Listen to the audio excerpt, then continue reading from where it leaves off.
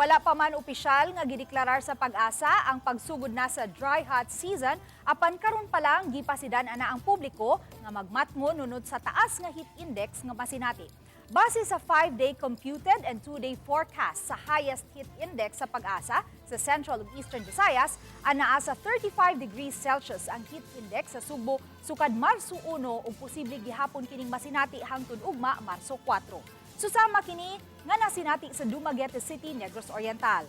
Sa Bohol, anaa sa 34 degrees Celsius ang ilang heat index. Samtang sa Siquijor, miabot sa 36 degrees Celsius ang ilang heat index. Ang maong sukod matod sa PAGASA nahimutang sa extreme caution category. Hinuunway mga dapit sa Central ug Eastern Visayas ang gipanglantawan nga makasinati og hilabihang kataas nga heat index hangtod ugma nga moabot sa 46 degrees Celsius sama sa Quezon City ug Pampanga ug 45 degrees Celsius sa Nueva Ecija. Ang maong sukod sa giiniton gikonsiderar na nga anaa sa danger level.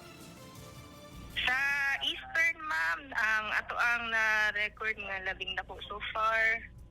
Ang past 5 days, natay 37 sa Tacloban. So far, wala pa may medyo taas-taas yun na lang gihapon ta sa may orange or sa caution, extreme caution level.